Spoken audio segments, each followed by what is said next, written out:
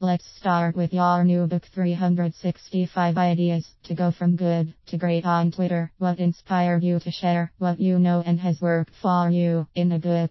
I wrote 365 Ideas to Go From Good to Great on Twitter for several reasons. As my Twitter account grew to over 200k, people would constantly ask me what my secret was for getting all my followers. I wanted to provide an easy-to-read teaching tool to help a different audience than those who were interested in one-on-one coaching.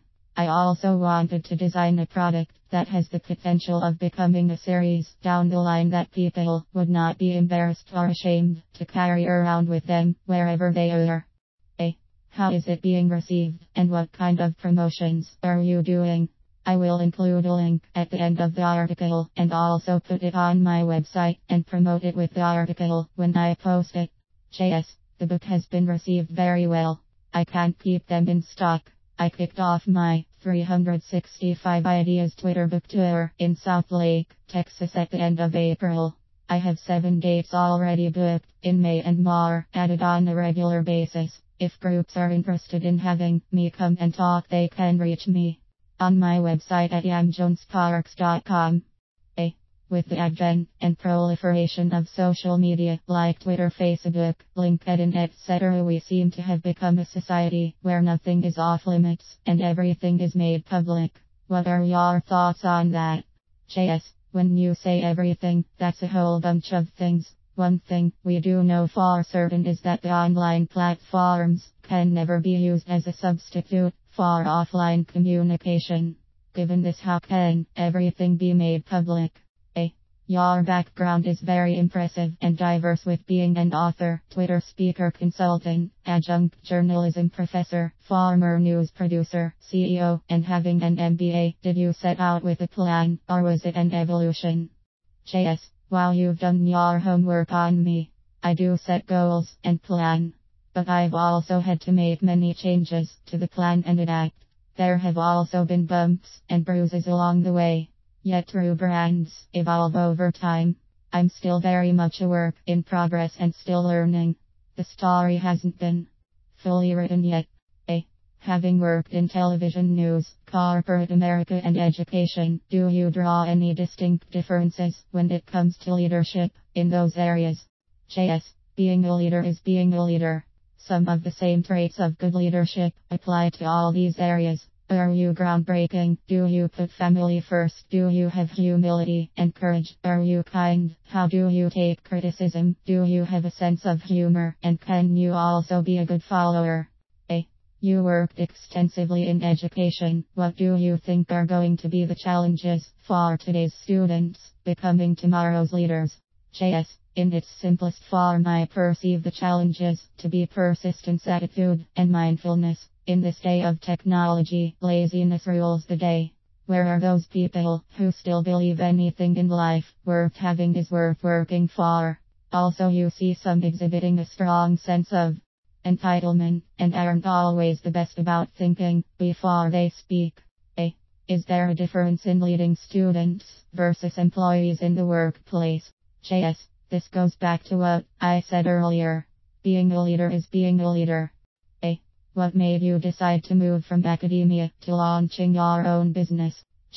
Lol. I never moved away from academia. Once you are a teacher, you are always a teacher. I simply merged academia with my background in business and television news. I added my business on top of these things to do what I truly love. That is to educate, encourage, motivate, and coach others on how to become the very best they can be at social media marketing.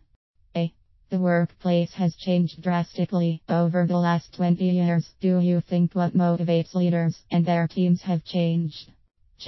There have definitely been changes in extrinsic factors, but I'd argue many of the core intrinsic factors have not changed.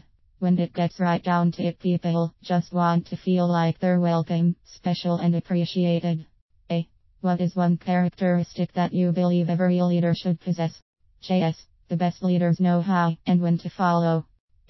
What is one mistake you witness leaders making more frequently than others? Compromising instead of working to collaborate.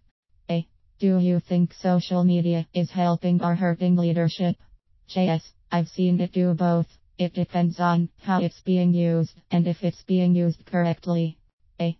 What has been your greatest professional accomplishment so far as a leader? JS, I've been very blessed to have achieved a lot during my lifetime. However, I'd have to say writing and publishing my first book is truly the best of the best. It's also an accomplishment I've wanted to achieve since elementary school. A. Have there been any role models for you? JS, my parents have been the best role models, hands down. Both are retired now, but had wonderful careers. My father is a 45-year veteran of broadcast news. He's one of few journalists who have received all three of the top awards in journalism: the Peabody Award, the DuPont, and the Cronkite Award. My mom managed one of the most powerful law firms in the world and helped them open several offices in the US. Both have experienced firsthand the good, bad, and ugly sides of the media. Learning through their life experiences has helped me grow to be a better decision maker and CEO of my own company. A. How do you empower, inspire, or motivate others in the workplace? JS, candy, and more candy.